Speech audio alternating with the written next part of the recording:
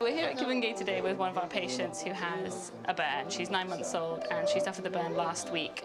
She was crawling around and hot water spilled on her legs. So since she's been admitted every day, we've been doing dressings with the supplies funded by FMS. And today we're lucky to have a physiotherapist that come and do some exercises with this girl.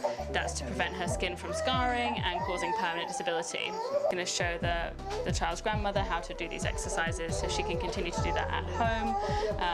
So hopefully give a better outcome from this burn.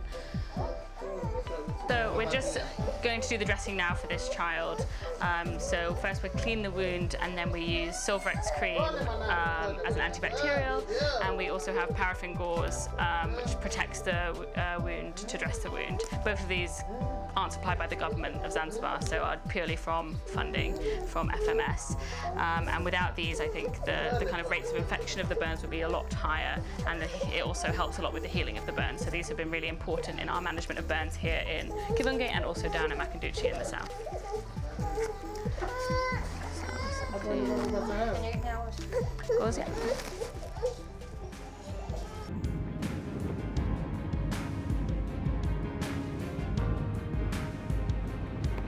I'm here today at Matemwe Primary Healthcare Unit, which is one of the community health centres in the north of Zanzibar, with Abdul, one of the clinical officers from Kivunge. And we're here giving some patient education about burns, so the first aid and prevention of burns to the waiting mothers and their children. And we're also speaking to the doctors here with some information about how they should look after burns here and which burns we want them to refer to us at Kivunge now that we have all the essential materials to treat the burns.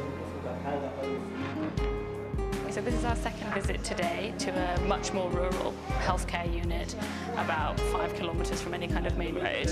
Abdul's delivering some teaching and training to these patients. So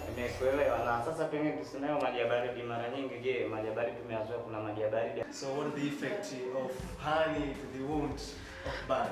We wouldn't recommend putting honey on a fresh burn, because the skin is very raw and sensitive. Also, honey sometimes can help with healing of wounds, but sometimes also can cause bacteria because it's very sugary, very sweet. Bacteria like sugar.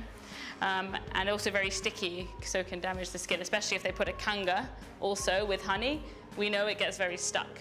And then when they remove, many problems. So we prefer just water, maji baridi too, and then something like banana leaf or plastic to cover.